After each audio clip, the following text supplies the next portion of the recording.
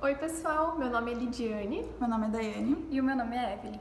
Nós somos alunas do curso de Engenharia Sanitária e Ambiental da Universidade Federal de Santa Catarina e estamos atualmente cursando a disciplina de Hidrologia. Esse vídeo ele tem como objetivo principal mostrar alguns dos passos que a gente utilizou no programa ArcGIS para fazer a delimitação de uma bacia hidrográfica. A bacia hidrográfica escolhida fica localizada no norte do estado, na cidade de Massaranduba, e se chama Bacia do Rio Pitanga. A fim de obter os dados do trabalho, utilizamos o site do EPAG. Para os dados vetoriais, utilizamos a Mapoteca Topográfica Digital de Santa Catarina e escolhemos a carta de Pomeroy. Esta carta ela está numa escala de 1 para 50.000. Esse dado nos traz informações das curvas de nível e dos cursos da água. Já para os dados matriciais, foi utilizado o modelo digital de elevação e a região na qual se encontra na nossa carta é a Baixada Norte, que é a região 6. E o arquivo baixado foi o TIFF.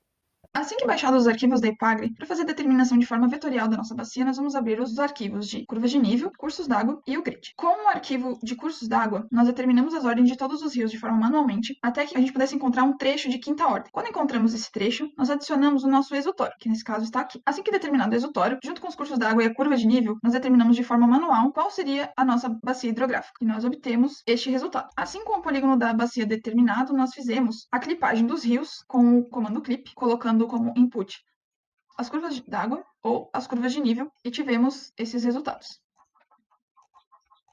Assim que feita a clipagem dos rios, nós fomos começando a determinar quais seriam as ordens pelo método de Strahler de cada segmento, obtendo assim os rios de primeira, segunda, terceira, quarta e quinta ordem. Para a determinação do rio principal, a gente seguiu um método de que iniciamos pelo rio de quinta ordem e fomos vendo qual segmento da ordem menor era o mais comprido. Nesse caso, começamos pela quinta ordem e fomos pela quarta ordem, que seria este segmento o maior. O mesmo a gente fez para a terceira, segunda e primeira ordem, obtendo então o nosso rio principal, este aqui. Assim determinamos o nosso rio principal. Em seguida, nós precisamos dos dados de declividades e altitudes da nossa bacia, e nós utilizamos o comando create_team, tendo como dado de entrada as nossas curvas de nível. E nós colocamos aqui a cota e aqui softline. O resultado do team foi esse aqui. A partir disso, nós utilizamos do comando team to raster para transformar isso num raster, para a gente conseguisse fazer os próximos passos. Então, a gente colocou como input o team e teve esse resultado. Como nós tínhamos também já o polígono da bacia, ele foi clipado, tendo esse resultado. Então, agora nós podemos adicionar todos esses valores de declividades e altitudes para as nossas pastas de primeira, de ordens dos rios e o rio principal, utilizando a ferramenta Add Surface Information. Esse processo, colocando como input os arquivos, sendo primeira, segunda, terceira, quarta, quinta ordem, rio principal, selecionamos todas as informações e assim que feito esse processo, nós podemos abrir a tabela de atributos de todos esses arquivos e eles vão nos dar aqui as cotas mínimas, máximas, quais seriam as declividades mínimas e máximas, a declividade média de todos os cursos d'água e do nosso rio principal. Ainda, para o rio principal, foi utilizado a ferramenta Interpolate Shape, colocando como entrada o clipe do team e o rio principal. Por fim, foi feito o comando Slope para determinar as declividades da nossa bacia com o comando Slope, e este foi o resultado. Com isso, nós podemos abrir a tabela de propriedades, ir em Classify, e ele nos dá qual que é a máxima declividade e a mínima declividade de toda a área da nossa bacia.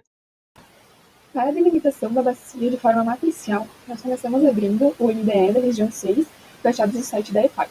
Na sequência, fazemos o comando fill, colocando como input o nosso MDE e dando OK. O fill é para retirar as irregularidades dos dados, então o resultado é este. Na sequência, fazemos flow direction e colocamos o nosso fill e damos OK. O resultado é este. Próximo passo, flow accumulation, colocando o nosso flow direction, que acabamos de fazer, e dando OK. E este é o nosso resultado. O próximo passo, então, será o com para determinar onde estão os nossos rios. Colocamos o flow accumulation e colocamos a expressão, que será valor maior que 200. E damos OK. O resultado, então, para os rios da nossa região 6 será este. Então, aqui são todos os rios. Nós podemos passar esse rio para uma forma de polígono, que são essas linhas, fazendo o comando stream to feature, na qual colocamos o nosso raster, que são os rios, e o flow direction que já feito, e dando OK. E este é o resultado, polyrio. Na sequência, para encontrarmos as ordens dos rios, nós fazemos stream order. E aqui, novamente, colocamos o nosso raster, que é o fill e o flow direction, e damos OK. O resultado, então, será isso, na qual cada cor representa uma ordem. Como podemos ver aqui pela legenda, a cor rosa é a ordem número 5. O nosso objetivo no trabalho é delimitar uma bacia que tenha um rio de quinta ordem. Então, colocando o grid da nossa área, da carta topográfica da região 6, podemos ver que nós temos que encontrar um rio nesta região. E dessa forma, podemos localizar o nosso ponto exutório, que foi colocado aqui, neste rio de quinta ordem, a partir do qual podemos delimitar a bacia com o comando watershed. Aqui, então, adicionamos o nosso Cover Action. E aqui colocamos o nosso raster ou ponto, que será o nosso exutório. Adicionamos ele a partir de um shapefile. E damos OK. O resultado, então, é a nossa bacia delimitada, dentro do nosso grid. Essa, então, é a nossa bacia, e esses são os fios de toda a carta da região 6. Podemos passar a nossa bacia delimitada para um polígono. Então, nós usamos o comando raster to polygon. Convertendo o raster para o polígono. O raster, então, será a bacia, e damos OK. E este é o nosso resultado. Na sequência, nós podemos cortar os fios e deixar à mostra apenas aqueles que são de nosso interesse, que estão dentro da bacia hidrográfica. Para isso, nós vamos usar o comando clip. Nós vamos, então, cortar os nossos fios, polyview, tendo como base a nossa bacia do rio Pitanga. E damos OK. O resultado, clip fios. Podemos ainda cortar o nosso MDE apenas para mostrar a nossa bacia. Como no raster, utilizamos o comando extract by mesh. Colocamos, então, o nosso MDE da região 6 e, como base, a nossa bacia do rio Pitanga. Dando OK, o resultado, clip fill.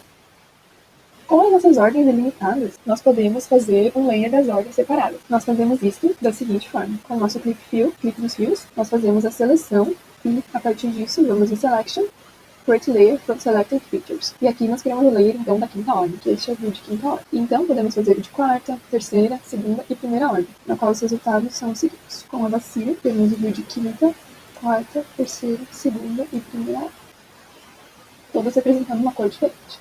Além dessas ordens, podemos definir um layer para o rio principal, também fazendo selection e criando um novo layer. O resultado é este rio em destaque. Podemos, a partir desses layers criados, adicionar as informações utilizando o comando add surface information para termos os dados de máximas, mínimas e médias declividades. Podemos fazer isso para todas as ordens e para o nosso rio principal. Selecionamos todas as propriedades e damos OK. O resultado será mostrado na tabela de atributos desta forma, com os máximos, mínimos e médios e o nosso mínimo, médio e máximo de declividade. Podemos isso para todas as ordens também e podemos baixar essas informações para uma tabela em Excel, utilizando o comando Table to Excel. Escolhemos de qual layer queremos baixar, no nosso caso, todas as ordens e do rio principal, e damos OK. Ele vai ser salvo na pasta como uma tabela em Excel. Após esses comandos, nós podemos utilizar a ferramenta Slope para calcular a declividade da nossa bacia. O nosso raster, clip fill, damos OK. O resultado será desta forma, e podemos obter os dados indo em Propriedades, Classify, e obtemos dados de mínima declividade, máxima declividade e média declividade da nossa bacia. Na sequência, vamos utilizar o comando Reclassify para a construção da nossa curva hipermétrica. Vamos colocar, então, o nosso raster, clip fill e apertar em Classify. Aqui nós vamos escolher quantas classes nós vamos querer, 9, em intervalos iguais. Aqui ele já fornece para a gente mínima altitude, máxima altitude e a média altitude da nossa bacia, que são os dados necessários para a curva hipermétrica. Damos OK e este é o nosso resultado. Então, o próximo comando será o comando zonal. Zonal Statistics ST.